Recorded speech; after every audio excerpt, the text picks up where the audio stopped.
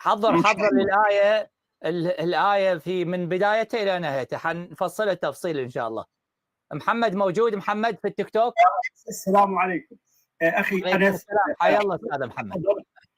لا حضرت الآن ما عرفت الموضوع، فيا ريت تقدموا الموضوع الحلقة وعد الله الذين آمنوا في قضية الآية والإمامة في القرآن الكريم. أنت اختار شو تريد. إيه والله يعني الإمامة، أين وردت الإمامة في القرآن الكريم؟ يعني أنت ما تعتقد أن الإمامة مذكورة في القرآن الكريم لفظا؟ الإمامة بالمفهوم، يعني بالمفهوم أن الإمامة إمامة في الدنيا وإمامة في إمامة الدنيا وإمامة الدين، صح؟ نعم الإمامة القرآنية ما قارئ عنها الإمامة القرآنية في القرآن الكريم؟ وجعلناهم أمة يهدون بأمرنا وجعلنا منهم أمة يهدون بأمرنا لما صبروا وإني جاعلك للناس إماما. ما قارئ هاي الآيات القرآنية؟ إني جاعلك للناس إماما، صح؟ إيه نعم، هذه الآية القرآنية لإبراهيم عليه السلام. في أي حقبة زمنية حصل إبراهيم على هذه الإمامة؟ لما كان شابا أو كان في آخر عمره؟ طيب إذا قلنا إنه أخذها في آخر عمره بعد النبوة يعني، صح؟ لا طيب احنا ما نقول إذا. الآية تقول إنه حصل عليها بعد عمر طويل. الآية تقول. طب وقبل ما حصل عليها كان إمام ولا لم يكن إماما؟ ما كان بهذا المقام الإمامة القرآنية، كان يؤم الناس نعم، ولكن الإمامة القرآنية اللي حصل عليها بعد الابتلاء. طيب بعد الابتلاء صار إمام في الدنيا وإمام في الدين، صح؟ لا، هذه الإمامة يسموها الإمامة التي يبين فيها معالم الدين بالإرشاد والقيادة، يعني يقودك إلى الطريق المستقيم بالقيادة. أما بالإرشاد اللي هو عند النبي والرسول يرشدك بالتبليغ. أنا أعطيك مثال الآن محمد. الآن إذا أنت في مدينة وجاك واحد قال لك الملعب الفلاني كذا، أين موجود؟ تقول له روح طريق كذا طريق كذا طريق كذا. أنت الآن أرشدت للملعب، صح ولا لا؟ هل يمكن هذا الإرشاد يكون مثل اللي أنت إذا أخذت بإيدك إلى هذا الملعب؟ أيهما يكون أدق؟ إيه يعني الآن لا بس جاوبني على المثال عشان نكمل.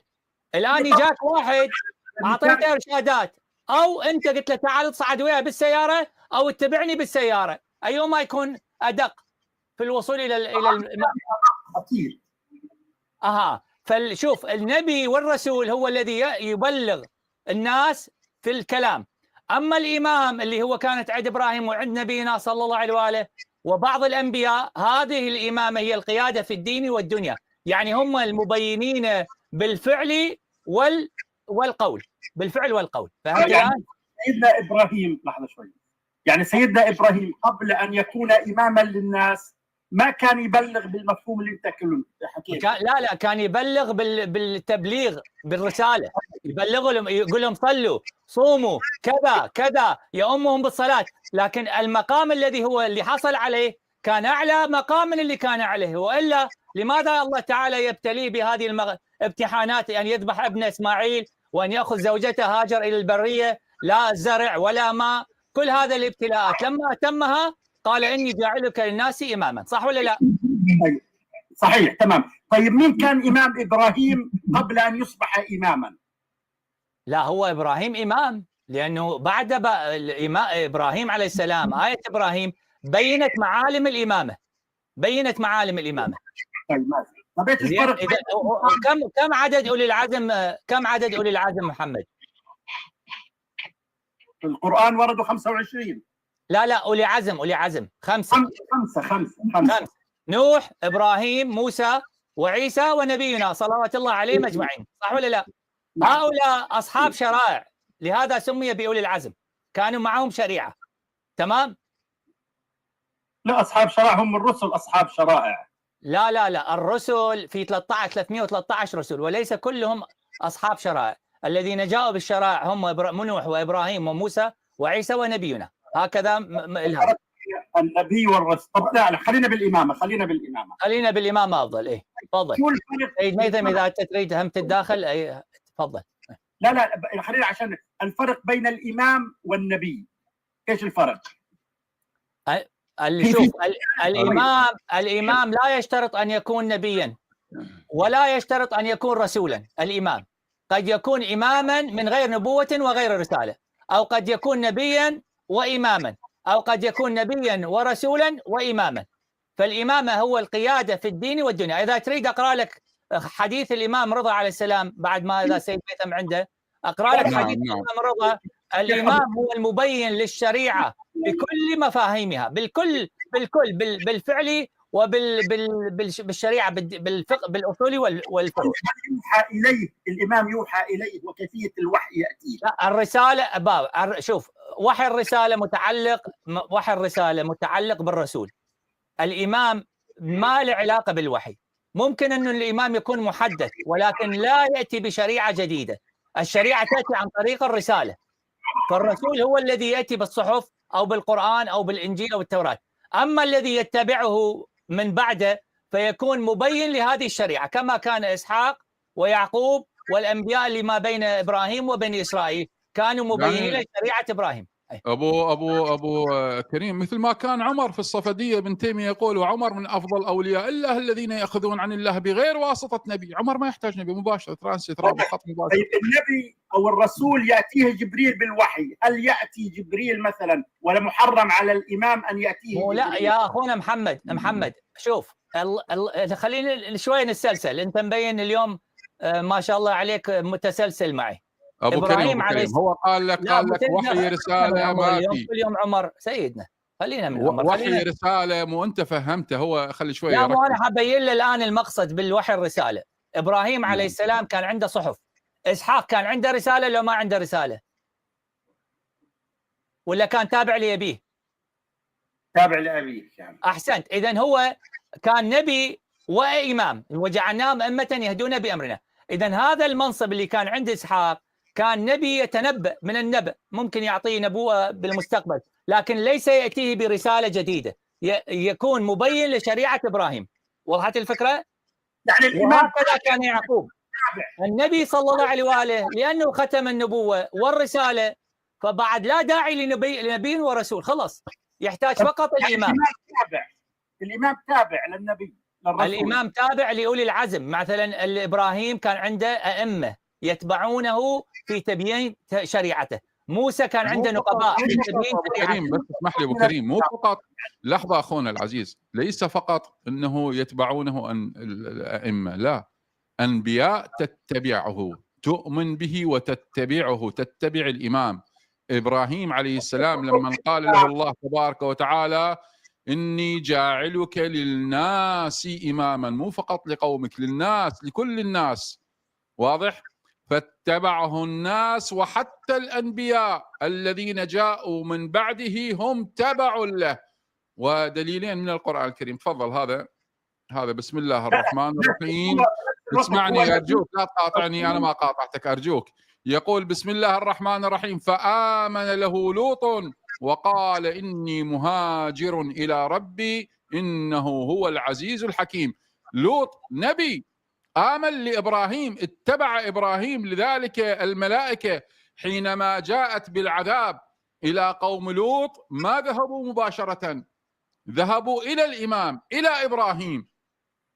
إلى إبراهيم. لما إبراهيم عليه السلام جلس وأتاهم بعجل حنيذ ورأى أيديهم لا تصل إليهم أوجس منهم خيفة، قالوا لا تخف إنا أرسلنا إلى قوم مجرمين، إلى آخره. ماذا فعل إبراهيم؟ الله تبارك وتعالى يذكر إن إبراهيم يجادلنا في قوم لوط، يدافع لأنهم أتباعه، يجادلنا في أمر. يا إبراهيم إنه قد جاء أمر ربك وإنهم آتيهم عذاب غير مردود. الله سبحانه وتعالى مدح فعل إبراهيم، قال يا إبراهيم اعرض عن هذا، إلى أن يقول إن إبراهيم لأواه حليم منيب. مدح فعله في دفاعه عن قومه. ما أتوا مباشرة، لا، جاءوا عن طريق الإمام. الملائكة، ملائكة الله ما راحوا مباشرة إلى هؤلاء المجرمين فجعلوا عاليها سافلها، لا، جاءوا عن طريق الإمام، أعلموه، أخبروه بحالهم، وأخذ يدافع عنهم إلى أن آيس وإن القرية مقلوب عاليها سافلها طالب بلوط قال إنا لمنجوه وأهله أجمعين إلا امرأته قدرناها من الغابرين. عند ذلك أذن. هذا مقام الإمام. أنتم مش تعرفون من مقام الإمام؟ شنو تعرفون من مقام الإمام أنتم؟ شنو أنت عندكم الإمام أطع وإن جلد ظهرك وإن لاط وزنها بخيمة نص ساعة وإن فعل هذا لا أئمتكم. أئمتنا لا، على أئمتنا إمامتهم إمامة القرآن فوق نبوة الأنبياء إلا نبوة الخاتم، لأن كل نبي إمامته أعلى من نبوته. فإمام الخلق محمد صلى الله عليه وآله، وعلي بن أبي طالب من بعده لأنه نفس رسول الله بنص القرآن الكريم. هذول أئمتنا، هذه هي الإمامة القرآنية. روحوا دبروا آيات الله، اقرأوا القرآن. وجعلناهم أئمة يهدون بأمرنا. الإمام يهدي بأمر الله، ما يجهل الكلالة، ما يجهل فاكهة وأبا، ما يجهل حكم المجنونة يريد يرجم المجنونة لأنها زنت. هذول أئمتكم وذول أئمتنا. إمامنا يقول سلوني، ابن كثير يقول بسند صحيح قبل أن حتى ابن تيمية، والله ابن تيمية الآن طلع يعترف بها أنها صحيحة، قول علي بن أبي طالب سلوني قبل أن تفقدوني. سلوني قبل أن سلوني عن طرق السماء. ابن تيمية يذكرها عن طرق السماء، فأنا أعلم بها من طرق الأرض. الله أكبر. ابن تيمية يقول لا، طرق السماء المقصود بها طرق الخير، مو يقول لك طرق أعلم بها بطرق الأرض. الأرض شنو قرينتها؟ سلوني عن طرق السماء فأنا أعلم بها من طرق، سلوني قبل أن تفقدوني.